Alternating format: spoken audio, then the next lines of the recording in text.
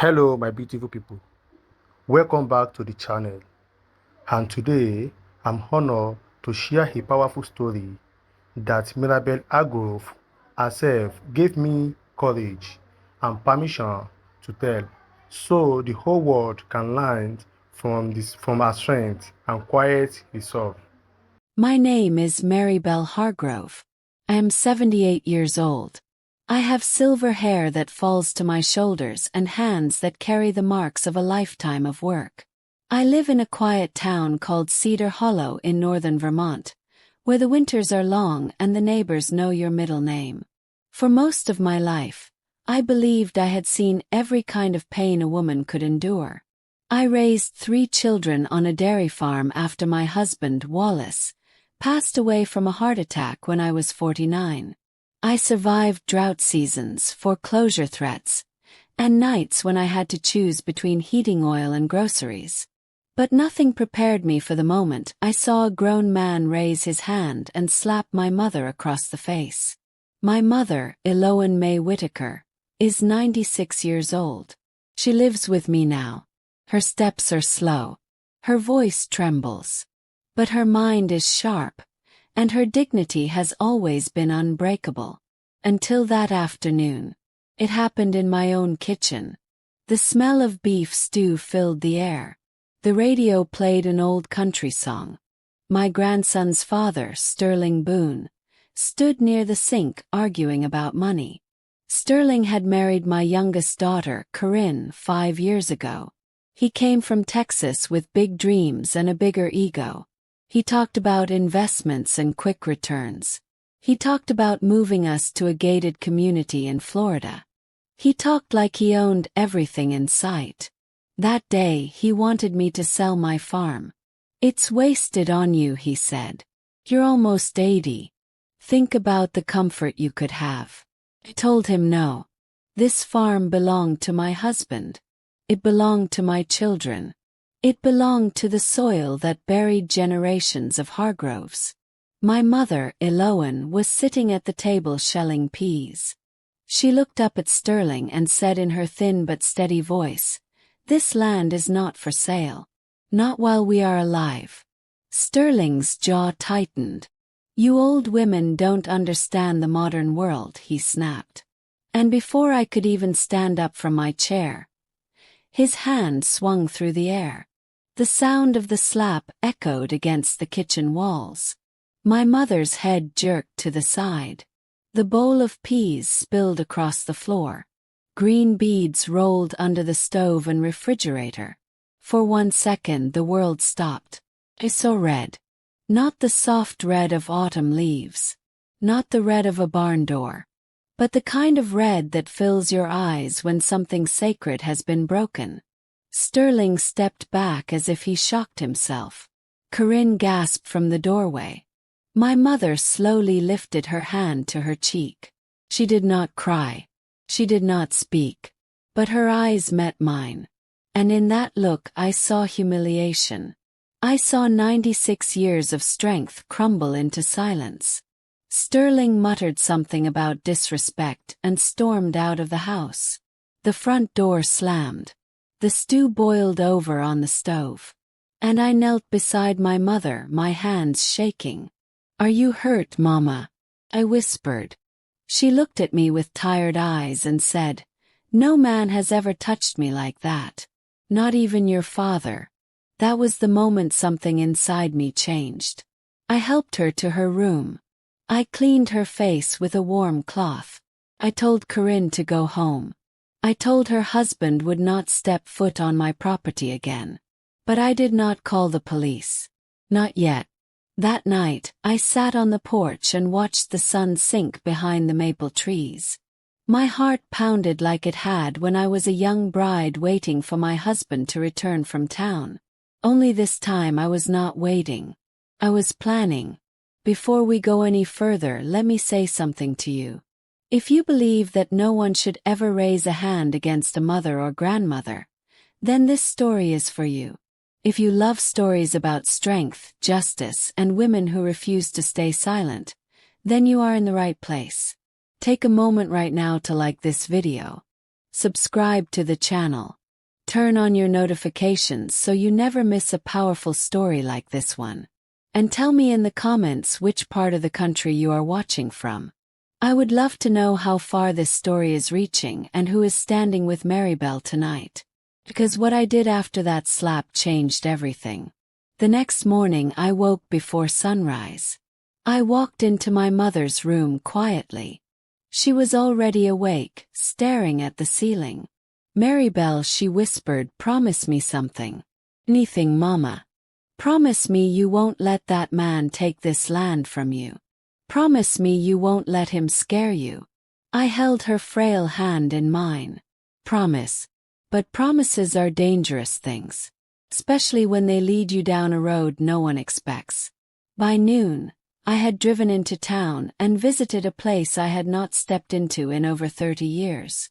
The office of attorney Caledon Price.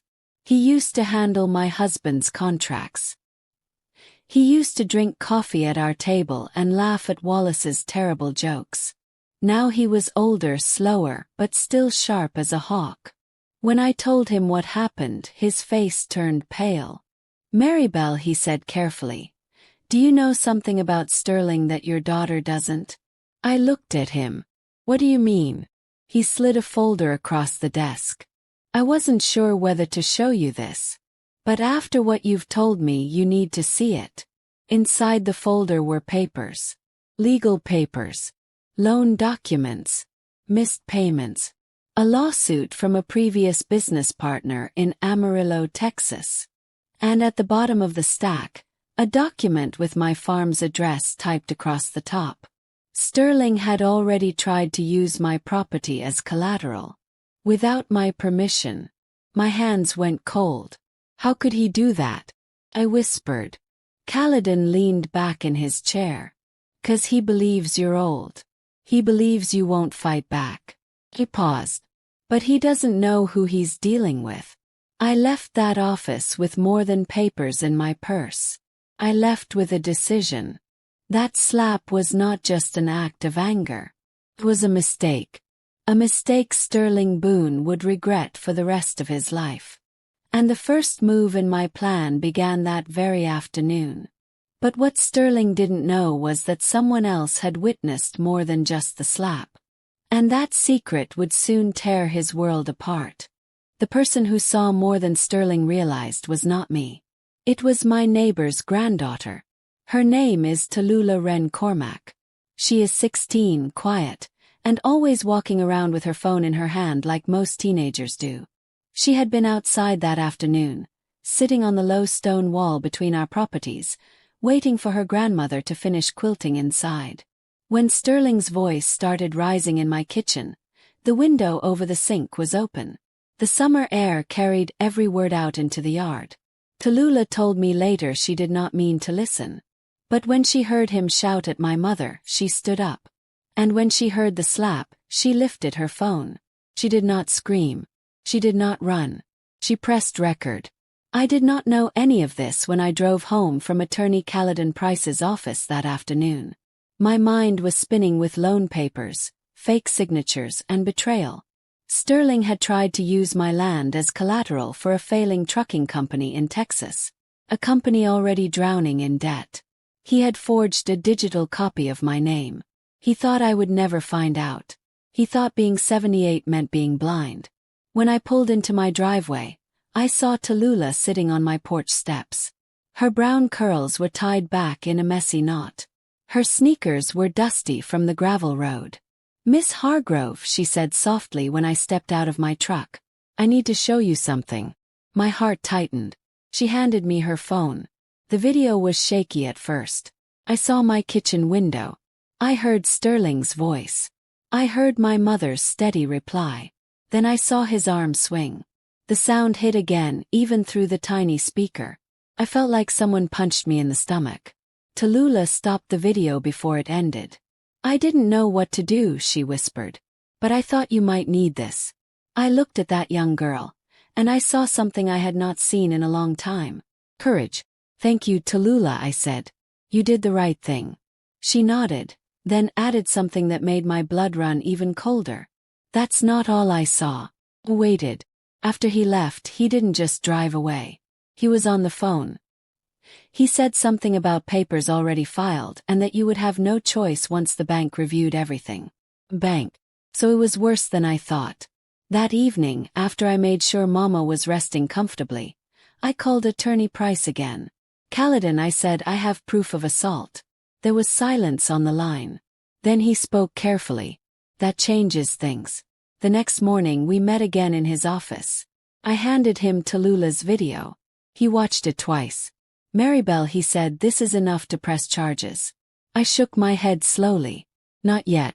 He frowned. Why not? Because I want him to think he's winning. I leaned forward in the chair. Tell me exactly how he tried to use my property. Caledon explained that Sterling had submitted documents claiming he had partial control of the farm through marriage.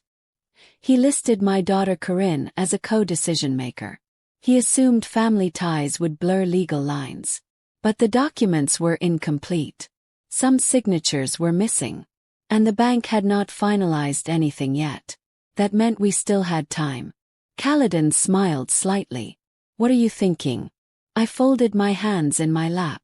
If Sterling wants to play games with paperwork, then we'll give him paperwork. Over the next week, I did something I never thought I would do at my age. I transferred full ownership of the farm into an irrevocable trust. Not in Corinne's name. Not in any child's name. I placed it under the Hargrove Agricultural Preservation Trust, managed by an independent board connected to the county. The land could never be sold for commercial development. Ever. If I passed away, it would be preserved for local farming families. My children could live on it. They could work it. But they could not sell it. Sterling would never touch a single acre. When the paperwork was complete, Caledon leaned back in his chair. He won't see this coming.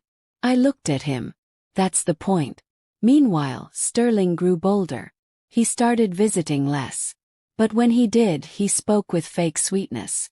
Maribelle, he said one afternoon, have you reconsidered? Think about a retirement community. Warm weather. No more farm work. I watched him carefully. The same hands that slapped my mother now rested casually on my kitchen counter. Sterling, I replied calmly, I've been thinking a lot about retirement. His eyes lit up. Good, he said. Very good. What he did not know was that while he dreamed of Florida condos, I was preparing something far colder. 2 days later, the bank called him. They informed him that his collateral documents were invalid. They informed him that the property had been legally protected under a trust agreement. They informed him that any attempt to misrepresent ownership could result in criminal investigation. Sterling drove straight to my house. He did not knock. He burst through the door like a storm. What did you do? He shouted. I was sitting at the table with Mama, teaching her how to use a crossword puzzle app on my tablet. I looked up calmly. I protected what belongs to me. You can't just lock me out like that. Corinne is my wife. And I am her mother, I replied. Mama spoke then, her voice stronger than it had been all week. You thought we were weak. Sterling glared at her but did not move closer. You have no idea what you've done, he hissed. Oh, I do, I said softly. I reached into the drawer and placed my phone on the table. With one tap I played the video. The slap echoed again. Sterling's face drained of color. Where did you get that? Does it matter? Yes. He looked around the room like a trapped animal. You wouldn't dare. I stood up slowly. You raised your hand to a 96-year-old woman in my home. You tried to steal my land. You lied to a bank. What exactly do you think I wouldn't dare? For the first time, Sterling Boone looked afraid. But fear can make dangerous men unpredictable. He stepped closer, lowering his voice. You think this will destroy me? Have connections? Have lawyers? I met his gaze without blinking. Do I? He stormed out again. But this time he did not slam the door. He closed it quietly. That night Corinne came alone. Her eyes were swollen from crying. Mama, she said to me, Sterling says you're trying to ruin him. I motioned for her to sit. Corinne, did he tell you he used our farm as collateral without permission? She stared at me, confused. What? I showed her the documents. I showed her the video. She watched it in silence. And when it ended, something inside my daughter cracked. He told me you provoked him, she whispered. My mother touched Corinne's hand gently. Child, I have lived almost a century. No one provokes a decent man into hitting a woman. Corinne covered her mouth and began to sob. For the first time I saw her marriage clearly. Not as a love story, but as a cage. Sterling had been controlling her finances. He monitored her calls. He convinced her that she knew nothing about business or property. And now the illusion was breaking. But I was not finished. Because while Sterling worried about banks and lawyers, another letter had already been sent. Not to him, but to someone far more powerful. Someone from his past in Texas. And when that person arrived in Cedar Hollow, everything would change. Sterling thought losing access to my farm was his worst problem. He had no idea that his past was about to walk straight into our small town. And this time, there would be no door left to slam. 3 days after Sterling stormed out of my house, a black pickup truck rolled into Cedar Hollow. It was not the kind of truck you see around here with snow chains and hay in the back. This one was polished, clean, Texas plates shining in the Vermont sun. I was standing at the mailbox when it pulled into my driveway. The man who stepped out was tall and lean, with sunburned skin and silver at his temples. He wore boots that had seen desert dust, not New England mud. He took off his hat and nodded politely. "Ma'am, are you Maribelle Hargrove?" I studied him carefully. "Yes, I am." He extended his hand. "Name's Hollis Duval. I drove up from Amarillo." So the letter worked. Attorney Caledon Price had helped me send it. Inside that envelope were copies of the loan documents Sterling had filed using my property. At the bottom was a note written in my own steady hand. "If this man owes you money, you deserve to know what he is trying to do next." Hollis looked around at the fields stretching behind my house. "He tried to use this land too, didn't he?" Hollis asked. He nodded. Hollis let out a low whistle. "That boy never learns." We sat at my kitchen table, the same place where my mother had been slapped. Mama was resting in her room. Corinne had not been back since the night she cried in my arms. Hollis explained that Sterling had once been his business partner in a trucking company called Red Mesa Freight. First, things were promising. Then money started disappearing. Equipment was sold without consent. Loans were taken out under shared assets. Sterling blamed bad markets. Hollis blamed lies. "I lost almost everything," Hollis said quietly. "My ranch. My marriage. My brother stopped speaking to me because he co-signed one of those loans." His jaw tightened. "And now I hear he's trying the same tricks up here." I slid the printed copies of the bank attempt toward him. He studied them carefully. "This is fraud," he said. "Yes," I replied. "It is." Hollis leaned back. "You pressing charges?" "Not yet." He raised an eyebrow. "Why?" "Because I want him to feel the ground disappear slowly." Hollis gave a small, surprised laugh. "Ma'am, you don't look like someone who plans revenge." I folded my hands on the table. "I'm not planning revenge. I'm planning justice." That afternoon, Hollis walked the property with me.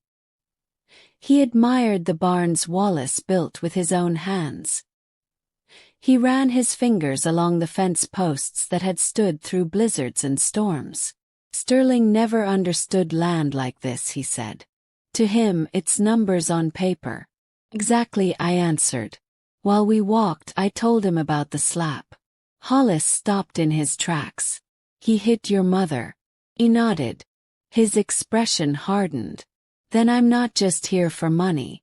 That evening, Sterling found out Hollis was in town. Small towns have fast whispers. Faster than wildfire. Sterling drove straight to my house again. But this time he did not come in shouting. He saw Hollis' truck and froze. Hollis stepped out onto the porch before Sterling even reached the steps. "Evening, Sterling," Hollis called calmly. Sterling's face turned pale. "What are you doing here?" "Taking a little road trip," Hollis replied. "Thought I'd check on an old friend." I stayed inside watching through the screen door. Sterling's voice dropped low. "You have no right coming here." Hollis crossed his arms. "Have every right. Especially when I see my old partner trying to scam another family." Sterling's eyes flicked toward the house. "You don't know what you're talking about." Hollis pulled out his phone and held it up. "I know about the bank attempt. I know about the forged signatures. And I know about the lawsuit that never closed because you skipped town." Sterling's shoulders stiffened. "That case was settled." "No," Hollis said calmly. "It was delayed. There's a difference." For the first time, I saw true panic in Sterling's posture. He tried to laugh it off. "You think anyone will believe a bitter rancher from Texas over me?" Hollis smiled faintly. "With documentation." Sterling's gaze darted toward my front window. He knew I was watching. He shouted, "Maribelle, you think bringing outsiders into family matters makes you strong?" I stepped onto the porch then. "Family matters ended the moment you struck my mother." The air felt heavy. Sterling pointed at Hollis. "This is harassment." "No," I said softly. "This is accountability." Sterling looked smaller that evening. Not physically, but emotionally. The man who once strutted through my kitchen now seemed cornered. "You're trying to ruin my life," he snapped. I shook my head. "No, Sterling. You did that on your own." He stood there for a long moment, breathing hard. Then he turned and walked back to his car. But before he got in, he looked over his shoulder. "You don't know what you're starting." "Oh, I do," I replied. The truck roared down the gravel road. Hollis turned to me. "He's dangerous when cornered." He nodded. "No."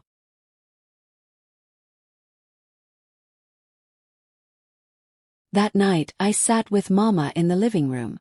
The fireplace crackled softly. She looked weaker than usual, but her eyes were clear. "Is the storm coming?" she asked. "Yes, Mama," I said. She reached for my hand. "Then stand firm." The next morning something unexpected happened. Corinne showed up again. But this time she was not alone. She brought a suitcase. "I'm leaving him," she said before I could even speak. My heart swelled and ached at the same time. "Sterling lost it last night," she continued. "He said you were poisoning everyone against him." He threw a chair. "He told me if he goes down, he'll make sure we all go down with him." Felt cold. "Did he threaten you?" She nodded slowly. That was the moment my quiet plan shifted into something more urgent. This was no longer just about land or pride. It was about safety. "Called Attorney Price immediately." "Caledon," I said, "we're done waiting." By afternoon, the video of the slap was in the hands of the county sheriff. So were the forged loan documents. So was Hollis' testimony about previous fraud. The sheriff of Cedar Hollow is a man named Everett Sloan. He does not rush. He does not raise his voice. But when he listens, you know he is weighing every word. He watched the video twice. He reviewed the papers. "Mrs. Hargrove," he said carefully, "if these documents are verified as fraudulent, this becomes more than assault. This becomes federal territory." "Good," I replied. He studied me. "You're very calm about this." I looked at my mother sitting quietly beside me. "I've lived a long life, Sheriff. I don't have energy for fear." That evening, deputies drove to Sterling's house. He was not arrested immediately, but he was questioned. And when he realized the walls were closing in, he did what desperate men do. He made one final mistake. Instead of hiring a lawyer quietly, instead of apologizing, instead of stepping back, Sterling decided to fight publicly.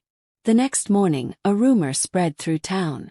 Sterling was telling people that I was mentally unstable. That I was too old to manage my own affairs. That my daughter was manipulating me. He was trying to build a case of incompetence. To take control legally. When I heard that, I did not cry. I did not yell. I went to my bedroom, opened the cedar chest at the foot of my bed, and pulled out something I had not touched in years. Inside were old letters. Letters Wallace wrote before he died. Letters about the farm. About protecting it. About teaching our daughter's strength. And tucked inside those letters was something else. A document Wallace had drafted long ago. Plus, a condition that would change everything. Sterling thought he was attacking an old woman losing her grip. He had no idea that my late husband had prepared for men like him decades ago. And when that clause came to light, Sterling would not just lose his plan. He would lose far more than he ever imagined.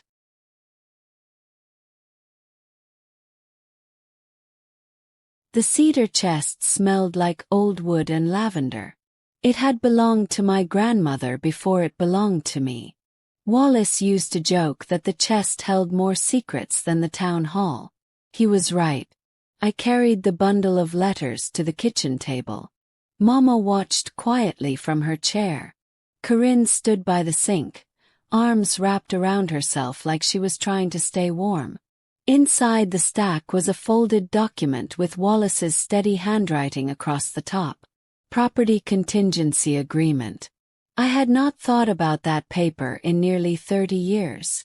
Back when Wallace was alive, Sterling Boone was just a boy somewhere in Texas, probably already learning how to sweet-talk people out of their savings. Back then, Wallace and I had been worried about something different. Developers. In the early 90s, a corporation tried to buy up farmland around Cedar Hollow. They offered big checks to aging farmers who were tired and ready to retire. Many sold. Houses replaced hayfields. Gas stations replaced orchards. Wallace refused. But he also prepared.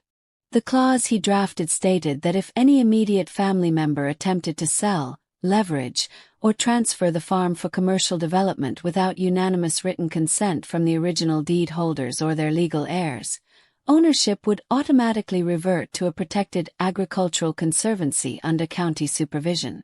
It was like a trap door hidden beneath the floorboards. I had forgotten about it because I trusted my children. I never imagined I would need it. Till now. Corinne leaned over my shoulder as I reread the clause. "Mama, what does that mean?" she asked softly. "It means," I said slowly, "that if Sterling tried to force a sale through you, he would trigger the clause. And the farm would leave our direct control entirely." Corinne's eyes widened. "You'd lose it too." "Yes," I replied. "But so would he." Mama cleared her throat from the table. "Better no one owns it than the wrong man." Her words hung heavy in the air. He nodded. She was right. If Sterling continued pushing, he would destroy his own chance at ever touching the property. The clause was legal. Wallace had filed it properly decades ago. It had simply never been activated. Now it could be. That afternoon, I drove to Attorney Caledon Price again. I laid the clause on his desk. He adjusted his glasses and read every word carefully. "Maribelle," he said quietly, "this is airtight. You know, if Sterling tries to claim incompetence or force a guardianship, and then attempts a transfer, this will trigger automatically." "Exactly." Caledon leaned back in his chair, impressed. "Your husband was a careful man." "Yes, he was." We filed the necessary reaffirmation paperwork that day to make sure the clause was updated and visible in county records. Then we waited. Meanwhile, Sterling's campaign grew uglier. He visited neighbors, telling them I was confused, that grief and age were clouding my judgment. He suggested Corinne needed to step in legally before I ruined everything. But Cedar Hollow is small. People here watched me raise 3 children alone. They watched me milk cows in snowstorms. They watched me rebuild the barn after a lightning strike. They did not believe him. Still, rumors have sharp edges. One afternoon, Sheriff Everett Sloan stopped by. "Mrs. Hargrove," he said gently, "Sterling has inquired about initiating a welfare check and mental evaluation request." Corinne gasped. "Can he do that?" she asked. The sheriff looked at me carefully. "He can request it. But it doesn't mean it goes anywhere." I met the sheriff's steady gaze. "Sheriff Sloan, do I seem confused to you?" He allowed himself the smallest smile. "No, ma'am. You seem sharper than most folks half your age." "'Cause I am not stepping aside." He nodded. "I'll make note of that." When he left, Corinne began to cry again. "I should have seen who he was sooner," she whispered. "You loved him," I said softly. "Love can blind even strong women." That night, Sterling made his boldest move yet. He filed an emergency petition claiming I was being manipulated by outside parties to protect assets irrationally. He argued that my age made me vulnerable. He thought the court would pressure me. He thought I would fold under legal heat. What he did not know was that I had already requested a formal cognitive evaluation from my own physician weeks earlier. When I first saw the forged loan documents, I anticipated this attack. Dr. Lenora Pritchard from Montpelier had evaluated me thoroughly. Memory tests, financial reasoning tests, decision-making scenarios. Her report was clear. Cognitively intact. Fully capable of managing personal and financial affairs. When Caledon presented that report in response to Sterling's petition, the judge wasted little time dismissing the emergency request. Sterling's plan backfired. But the true blow came next. Because in attempting to force legal oversight, Sterling unknowingly activated Wallace's clause. His petition included a proposed financial management plan involving partial asset restructuring. That language was enough. The county clerk flagged the clause automatically. Within 48 hours, official notice was issued. Any attempt to restructure, transfer, or leverage the Hargrove property without proper unanimous consent would trigger immediate reversion to the Cedar Hollow Agricultural Conservancy. Sterling received that notice at his doorstep. I heard later that he tore it in half. But tearing paper does not undo ink. 2 days after that, federal investigators contacted Hollis Duvall. They reopened the Red Mesa freight case in Texas based on newly submitted evidence of attempted collateral fraud in another state. Sterling was now facing more than a small town. He was facing history. Still, he made one final visit to my house. This time he did not shout. He did not threaten. He stood on my porch looking tired. "You've destroyed everything," he said quietly. I opened the screen door slowly. "No, Sterling. You did that when you raised your hand." He ran a hand through his hair. "If I lose this case in Texas, I could go to prison." I held his gaze. "Then perhaps you should have thought about that before you hurt people." He looked past me toward the fields. "Corinne won't survive this financially." "She will," I replied. "Because she is stronger than you ever realized." He studied me. "You're really willing to risk the farm just to stop me?"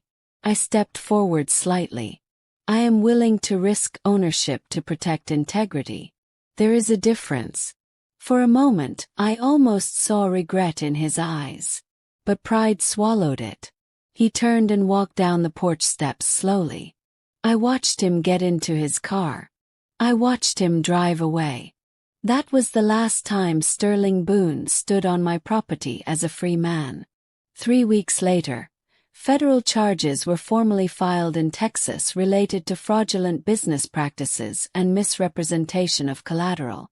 The video of the slap led to a separate assault charge locally. He was arrested quietly one morning outside his rental house.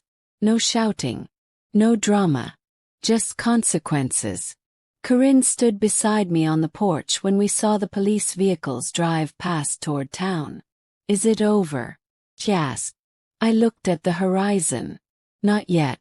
Because while Sterling's legal troubles were beginning, something else was happening inside my own home. Mama's health was declining. The stress had taken a toll on her fragile body. And one evening, as the sun dipped behind the barn, she called me to her bedside. Maribelle, she whispered, I need to tell you something before I go. My heart stopped. Go where? Asked gently. She smiled faintly. Where all strong women go when their work is done. She squeezed my hand. And what she told me next would change the meaning of everything that had happened. Because the slap was not the first time our family had faced a man like Sterling. It was only the last. Mama's room was dim except for the soft yellow light from her bedside lamp. The curtains were half drawn, and the late evening sun painted the walls in pale gold. I sat beside her on the edge of the bed. Her hand felt smaller than I remembered, almost weightless in mine. Corinne stood near the doorway, silent, unsure if she should stay. Mama looked at her and nodded gently. Hey child, you need to hear this too. Corinne stepped closer. Mama's voice was weak but steady. Maribelle, you think this was the first time I saw a man like Sterling? I frowned slightly. You said something like that before. She took a slow breath. When I was 22, your father nearly lost our farm. And blinked. My father, Harold Whitaker, had always seemed quiet and firm in my childhood memories. Hard-working man. Church-going man. A man who never raised his voice. What do you mean? I asked softly. Mama stared at the ceiling as if replaying an old film. There was a drought. Crops failed 2 seasons in a row. Your father took loans from a man named Clifton Rourke. He was charming at first. Said he believed in family farms. Mama swallowed. But he wanted more than interest payments. My heart tightened. What did he want? He wanted control. He told your father that if payments were missed, he would take partial ownership. Then he started coming by the house when your father was away. Her fingers tightened around mine. One afternoon, he grabbed my arm in the kitchen and told me the debt could disappear if I cooperated. Corinne gasped softly. I felt heat rise in my chest. What did you do? I whispered. Mama's eyes turned toward me, sharp even now. I picked up a cast iron skillet and told him if he touched me again, I would break his jaw. Despite everything, I smiled faintly. That sounds like you. She gave the smallest laugh. He never came back alone after that. But he tried to force foreclosure anyway. So how did you stop him? Yes. Mama closed her eyes for a moment. I went to the courthouse myself. I found errors in the contract. Your father had signed under pressure. There were illegal clauses hidden in the small print. She opened her eyes again. I fought him quietly. Not with shouting. Not with revenge. With law. The judge voided the worst parts of the contract. Clifton Rourke left town 2 years later. Mama looked at me deeply. Men like Sterling believe women will stay silent. They believe age makes us powerless. They are wrong. Tears filled my eyes, but I blinked them away. Why didn't you ever tell me? She smiled faintly. Because I wanted you to believe your father saved us. But truth matters more than pride. Corinne moved closer to the bed. Grandma, why are you telling us now? Mama looked at her granddaughter with tenderness. Because strength runs in this family. But you must claim it yourself. Silence filled the room for a long moment. Then Mama's breathing grew heavier. Maribelle, she whispered, promise me something else. Anything. Promise me that whatever happens to the land, you keep your dignity. I leaned forward and kissed her forehead. Promise. That night, Mama slept deeply. And just before dawn, she slipped away peacefully. There was no struggle, no dramatic last words, just a quiet breath. And then stillness. At 96 years old, Eloane May Whitaker left this world with her spine straight and her pride intact. The funeral was held in Cedar Hollow's small white church. Neighbors filled every pew. Even Sheriff Sloan attended. Hollis Duvall stood respectfully near the back. When it was my turn to speak, I looked out at the crowd and said something simple. My mother taught me that strength does not shout, stands firm. I did not mention the slap. I did not mention Sterling. But everyone knew. 2 weeks after the funeral, news from Texas arrived. Sterling had been indicted on multiple counts of financial fraud tied to Red Mesa Freight. His assets were frozen pending investigation. His lawyer attempted to argue that the Vermont situation was a misunderstanding. But the video of the slap, combined with the forged collateral attempt, painted a clear pattern. Corinne received the call from his attorney. He wants you to testify in his defense, she told me quietly. Will you? Yes. She looked down at her hands. Well. That single word carried years of silent endurance breaking apart. Instead, Corinne filed for divorce. She moved back into the farmhouse temporarily.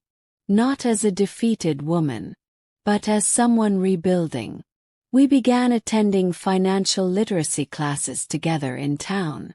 Not because she was incapable, but because she wanted to understand every paper she signed for the rest of her life.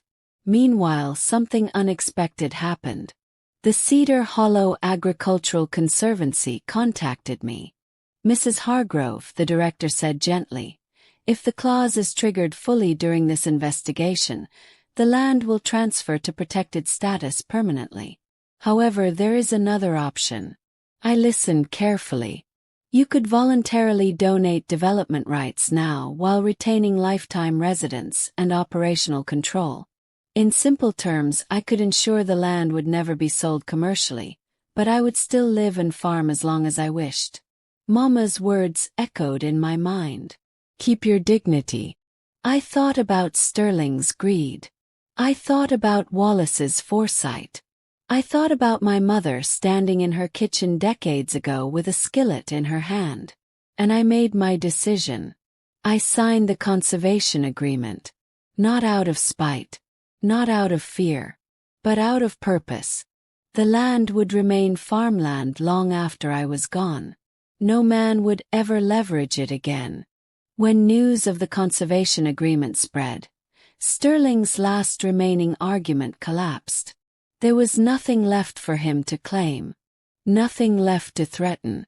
His trial in Texas moved forward. He eventually accepted a plea deal. Not decades in prison, but enough time.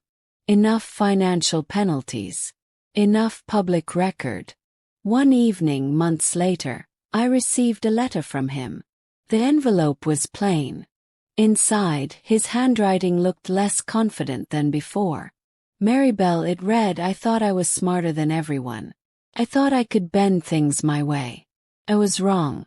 There was no dramatic apology. No begging. Just acknowledgement. I folded the letter and placed it back in the envelope. Corinne watched me. Do you forgive him? She asked. I considered the question carefully. Forgiveness is not forgetting, I said. And it is not inviting someone back into your life. Then what is it? She whispered. It is releasing the weight so it doesn't crush you. I placed the envelope in the cedar chest beside Wallace's letters. Not as a trophy. Not as revenge. But as a reminder. Sterling Boone did regret raising his hand. Not because I screamed. Not because I destroyed him. But because I stood firm. And in standing firm I changed the ending he thought he controlled. The farm still stands in Cedar Hollow. The barns are weathered but strong. Corinne runs the books now with confidence. Tallulah Wren Cormack sometimes visits and helps with social media pages for the farm, telling our story of resilience to people far beyond Vermont. As for me, I sit on my porch most evenings, watching the sun dip behind the fields. I am 78 years old. I have buried my mother. I have buried my husband. But I have not buried my strength. And when I think back to the sound of that slap in my kitchen, I no longer feel rage. Feel resolve. Because that moment did not break us. It revealed us. And that is something no one can ever take away. Winter came early to Cedar Hollow that year. The first snow fell before Thanksgiving, dusting the barns and fences in soft white. From my porch, the fields looked peaceful again, clean, untouched. But inside our home, everything felt different. Mama's rocking chair sat empty near the fireplace. I had not moved it. Could not. Corinne had taken over more of the farm work than I expected. She woke before sunrise, pulled on her boots, and walked the perimeter with the same steady pace Wallace once had. Strength does not shout. Stands firm. I heard Mama's voice every time I watched my daughter. Sterling's case moved quietly through the system. The newspapers printed small updates. Financial misconduct. Seizure. Probation negotiations. His name no longer carried confidence. Carried caution. But consequences do not erase emotional scars overnight. Some nights, Corinne would sit at the kitchen table long after dinner, staring at nothing. I should have seen it sooner, she would whisper. I would sit across from her and gently say, "You saw it when you were ready." One evening just before Christmas there was a knock on the door. It was Sheriff Everett Sloan. His hat was dusted with snow. "Evening, Mrs. Hargrove." "Evening, Sheriff." He stepped inside, removing his gloves. "I just wanted to inform you that the assault charge has been finalized. Mr. Boone accepted a plea arrangement, anger management, probation, and a permanent restraining order from this property." Corinne exhaled slowly. "So he can't come back?" she asked. "No," Sheriff Sloan replied. "Not legally." After he left, I stood by the window for a long time. The legal battle was over. The land was protected. My daughter was free. Yet I felt something unexpected. Not victory, but clarity. The slap had been loud. The revenge had been quiet. And the ending was not explosive. It was steady. A few weeks later, Tallulah Wren Cormack came by with her phone in her hand. "Miss Hargrove," she said shyly, "I posted something." "Posted what?" "Yes. The story. Not the slap. But what you did after." She showed me a page she had created called Cedar Hollow Strong. She had written about standing up for elders. About protecting family land. About women who refused to be pushed aside. Thousands of people had shared it. Messages poured in from across the country. From Iowa.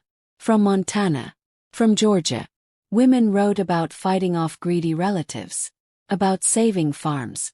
About defending mothers and grandmothers. Corinne read the messages with wide eyes. "You've inspired people," she said. I shook my head gently. "Oh."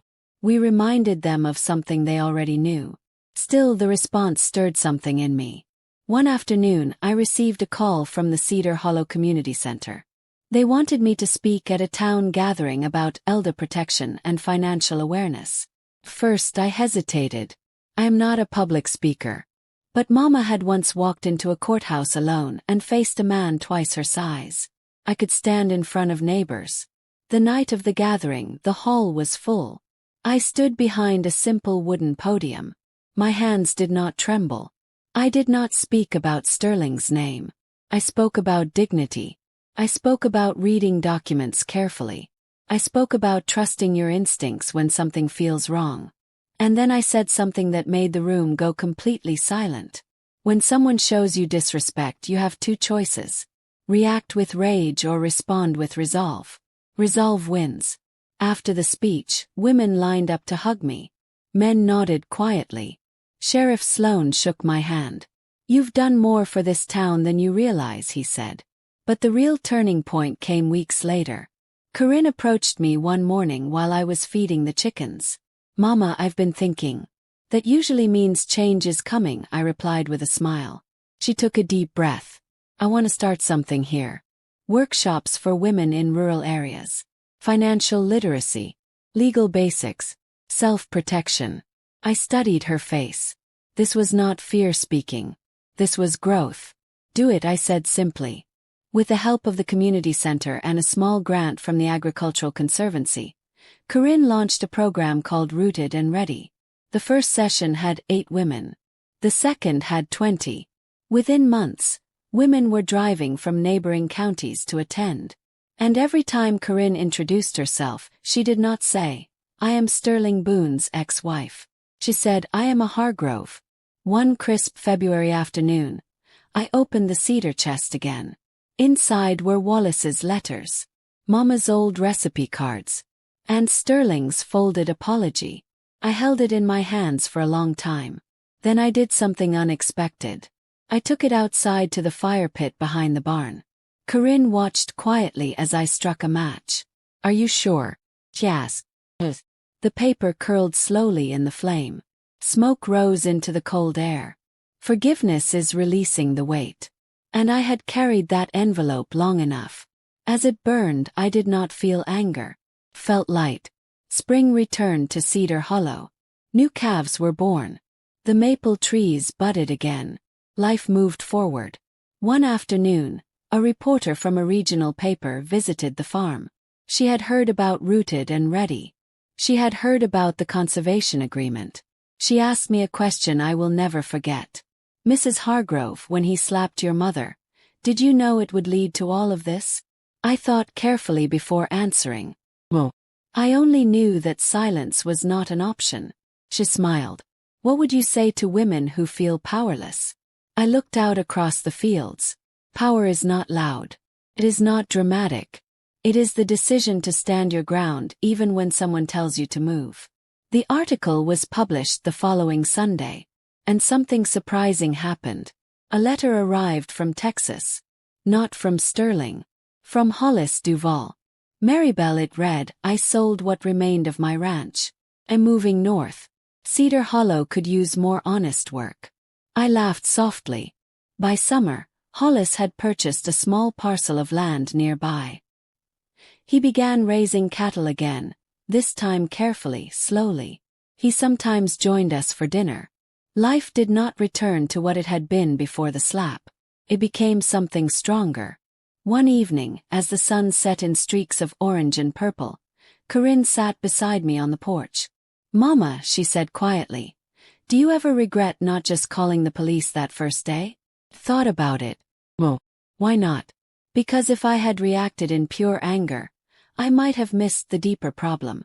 She nodded slowly. The slap revealed who he was. But our response revealed who we are. The wind moved gently through the fields.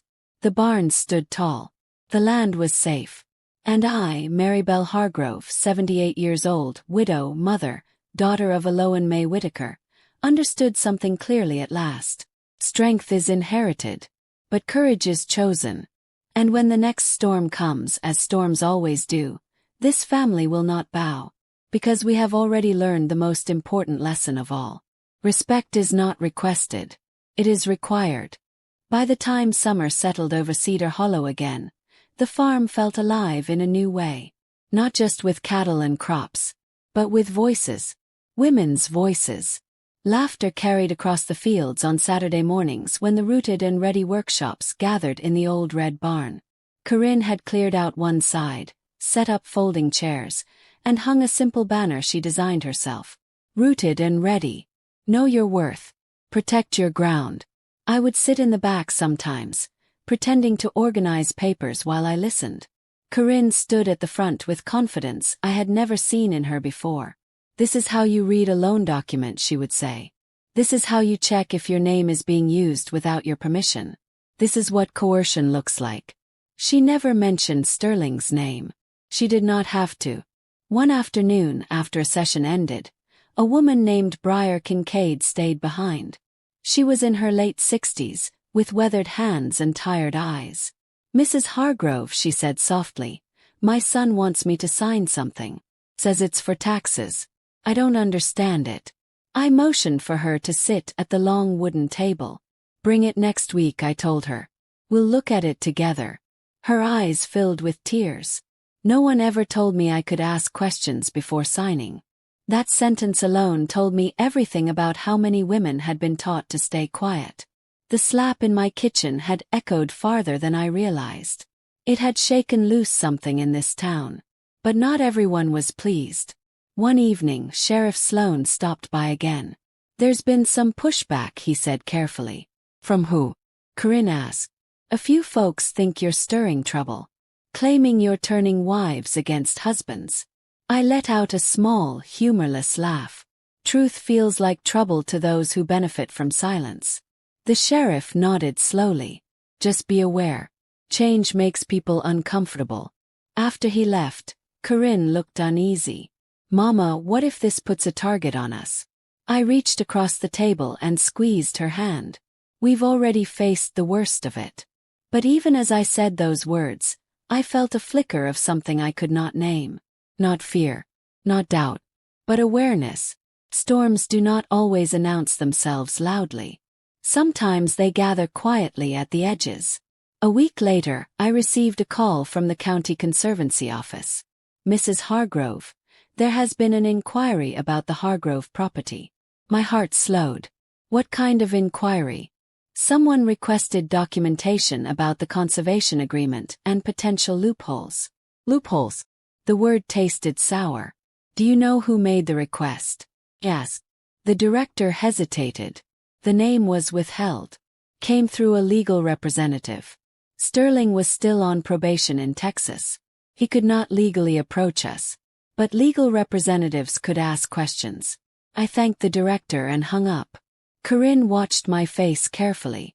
What is it? He's still looking for cracks. Her jaw tightened.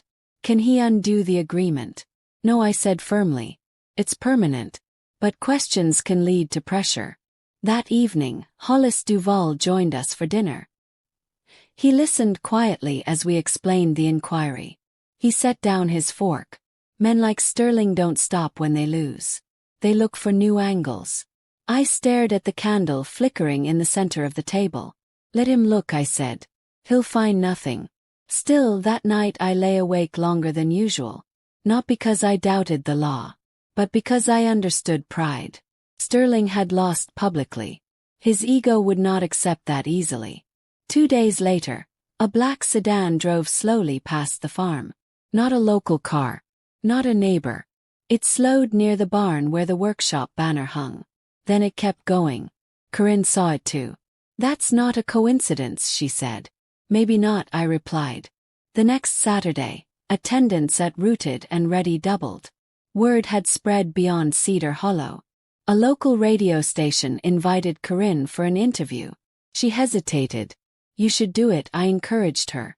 Her hands trembled slightly before the broadcast. But once she began speaking, her voice steadied. I used to think love meant trusting without question, she told the host. Now I know love includes respect and transparency. The phone lines lit up.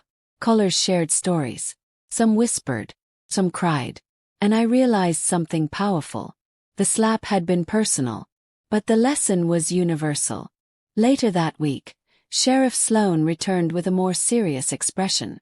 Mrs. Hargrove, there's been an official complaint filed claiming your workshops are interfering with family stability. By who? Corinne asked sharply.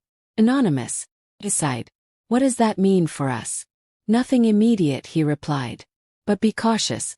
After he left, I walked alone to Mama's old rocking chair. I sat down slowly. For a moment, doubt crept in.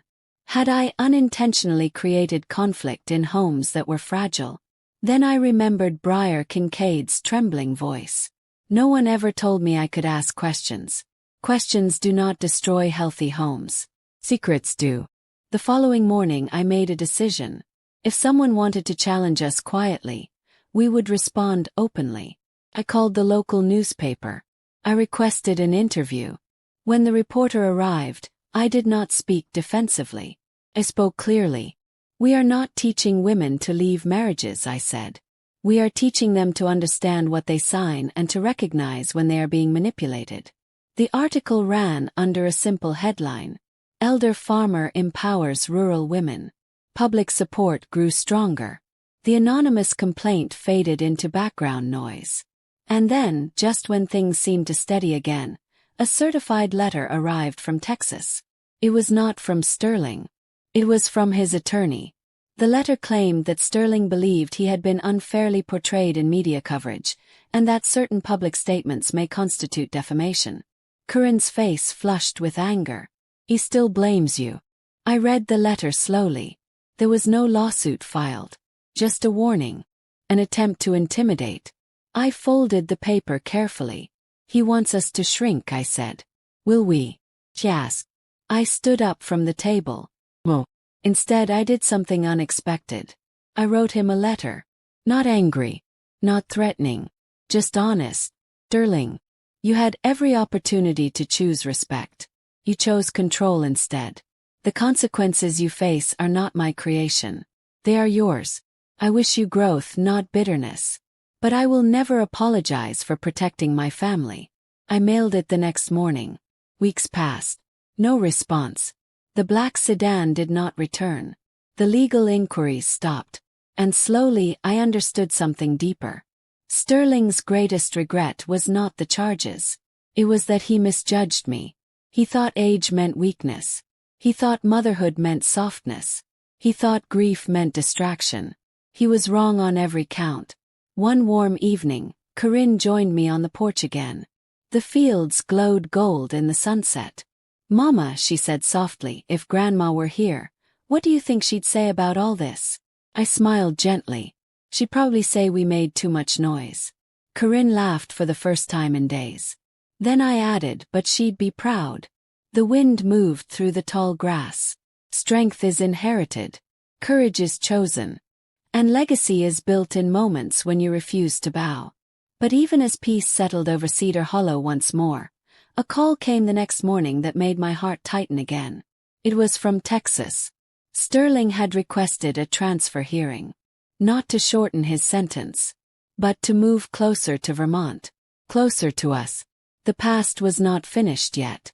And this time the fight would not be about land. It would be about boundaries. When the call from Texas ended, I remained seated at the kitchen table long after the dial tone faded. Sterling wanted a transfer. Closer to Vermont. Closer to us. Corinne stood across from me, arms folded tightly. Why would he want to come here? She asked. Control does not disappear easily, I said quietly. Sometimes men confuse proximity with power. The request was legal. Inmates can petition for relocation under certain conditions. Family ties. Rehabilitation opportunities. Employment prospects after release. On paper it looked reasonable. In truth it felt calculated. Sheriff Everett Sloan came by that afternoon. He removed his hat and sat down without being invited. That alone told me the matter was serious. He can request it, the sheriff explained, but it requires review. Community impact is considered. Victim statements are considered. Victim. I had never thought of myself as one. But Mama had been. Corinne had been.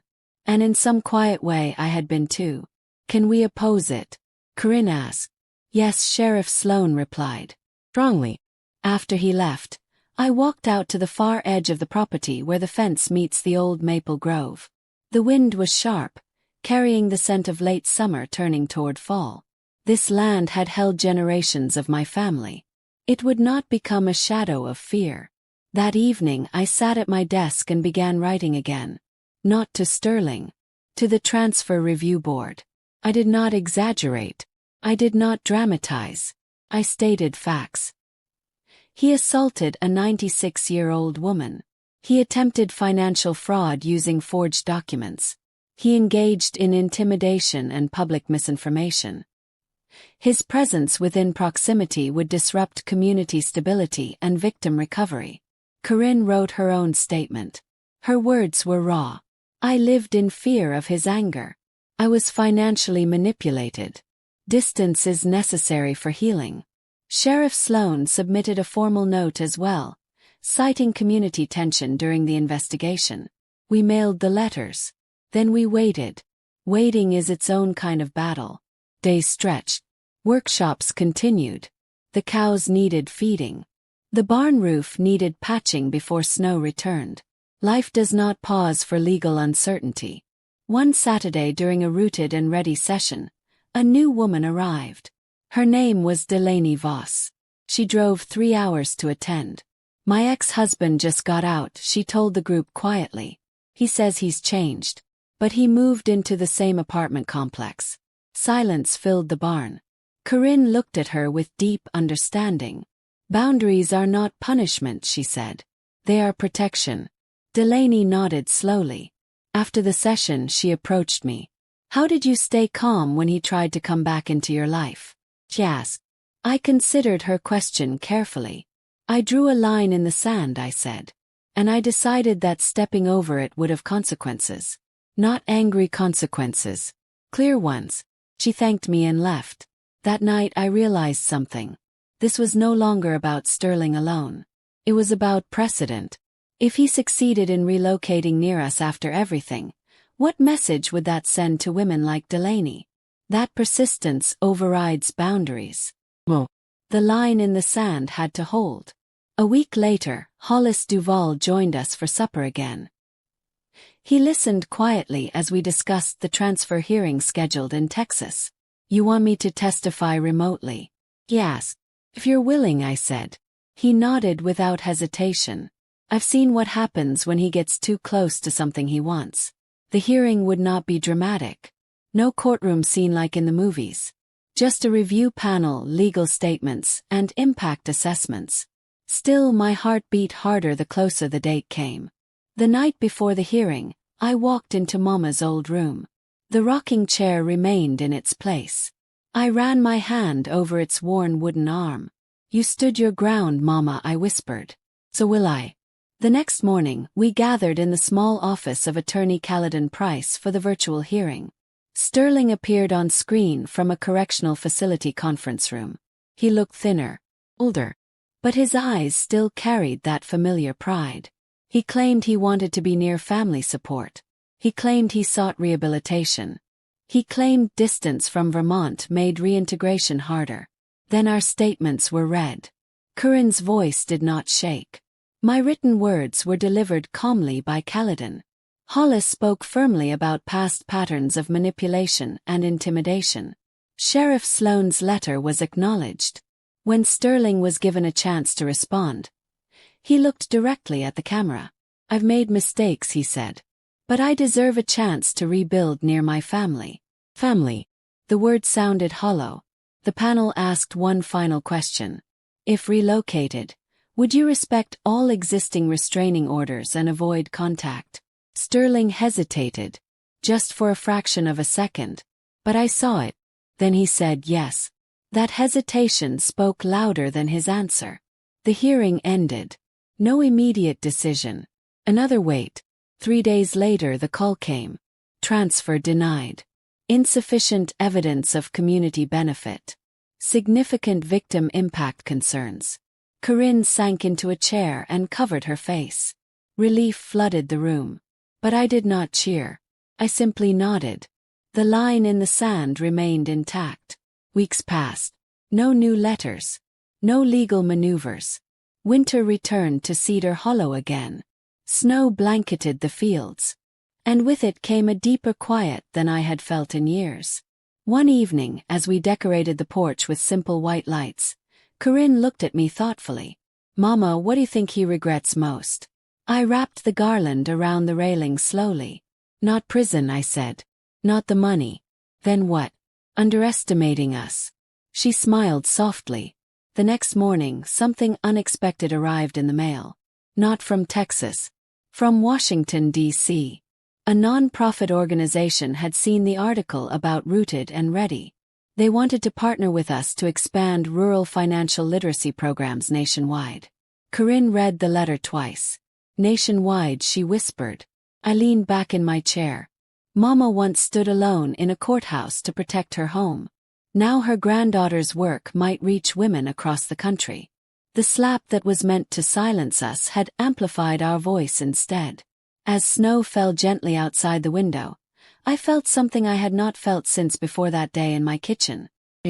Not because Sterling suffered, not because he failed, but because we built something stronger than his harm.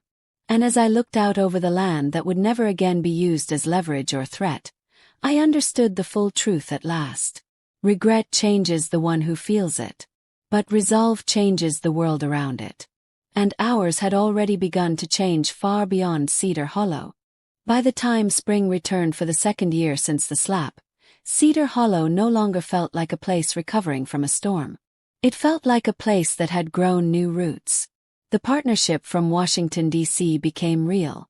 Representatives visited the farm. They sat at our wooden kitchen table, drank strong coffee, and listened as Corinne explained how Rooted and Ready began. Not with funding, not with ambition, but with a moment of disrespect that revealed a deeper problem. Within months, pilot programs were launched in 3 other rural counties across different states. The model was simple. Workshops in barns, churches, community halls. Plain language. Clear examples. No shame. Women showed up. So did some men. One afternoon, after a long planning call, Corinne leaned back in her chair. "Grandma would never believe this," she said softly. I looked at Mama's rocking chair. "Oh, I think she would," I replied. But even as momentum built, something inside me shifted. For nearly 2 years, my life had been centered on response. Responding to the slap. Responding to fraud. Responding to threats. Now there was space. And in that space, reflection. One evening, I walked alone to the highest part of the pasture. The grass brushed against my boots. The sky stretched wide and open. I asked myself a question I had not dared to before. Who am I now that the fight is over? The answer did not come quickly. For so long I had been a widow surviving, then a daughter protecting, then a mother defending.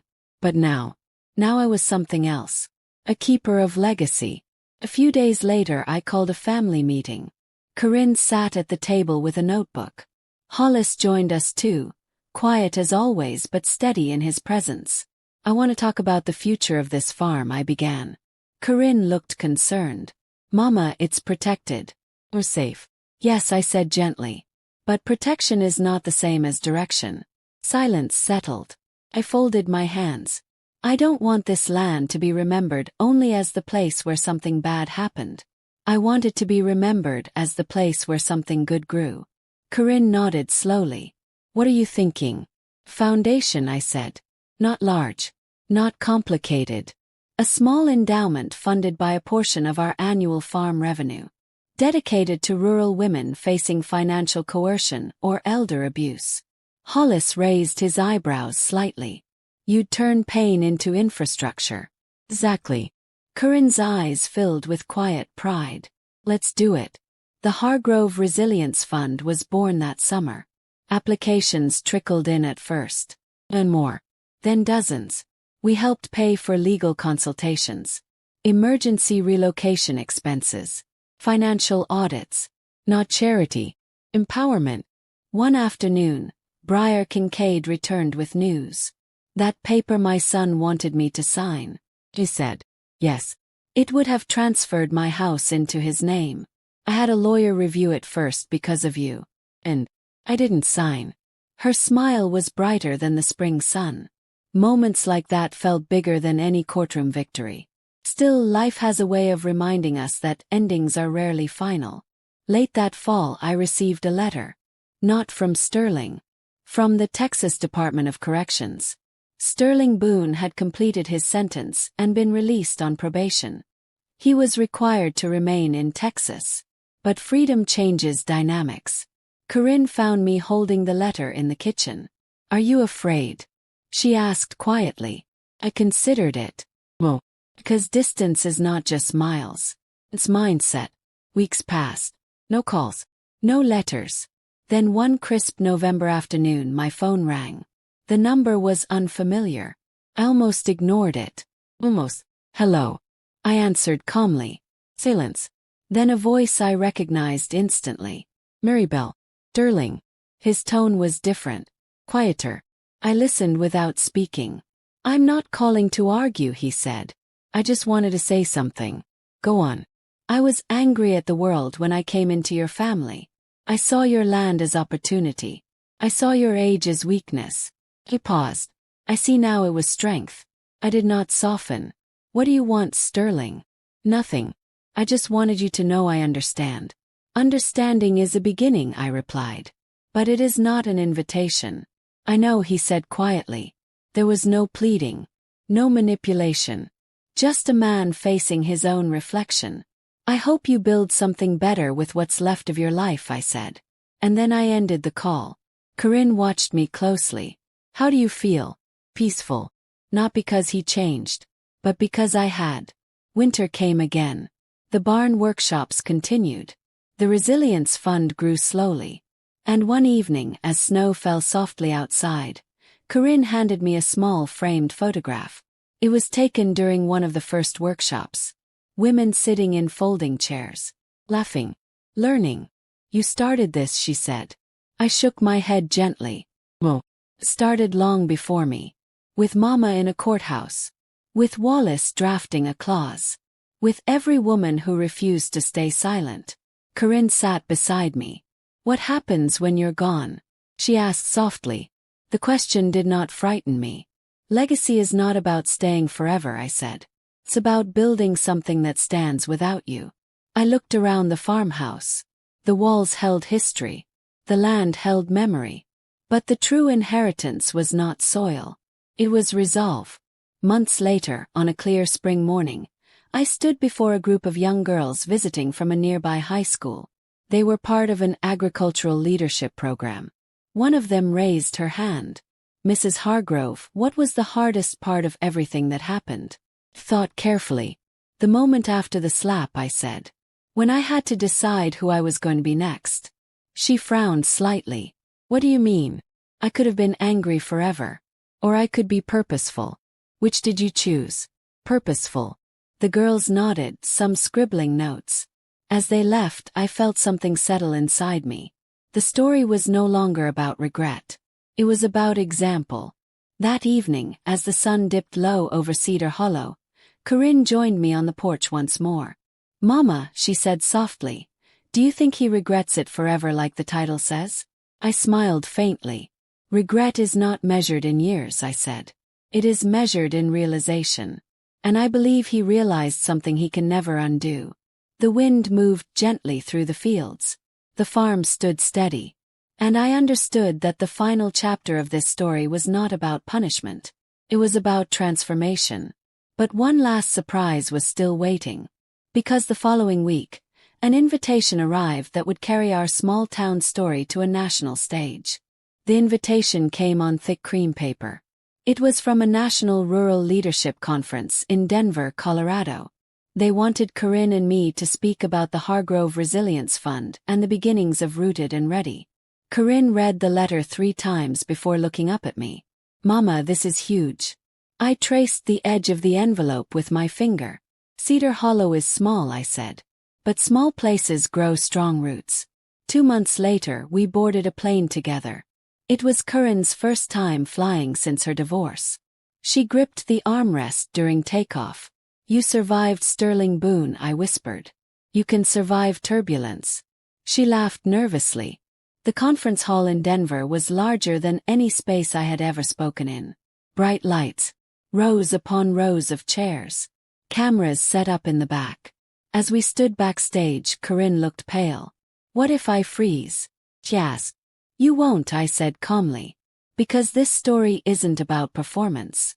It's about truth. When our names were announced, we walked onto the stage side by side. I stepped up to the microphone first. My name is Maribelle Hargrove. I am 78 years old. I am a farmer from a small town in Vermont. The audience quieted instantly. 2 years ago, a man slapped my 96-year-old mother in my kitchen. You could hear a pin drop. I did not raise my voice. I did not dramatize. I told them what happened. The forged papers. The legal clause.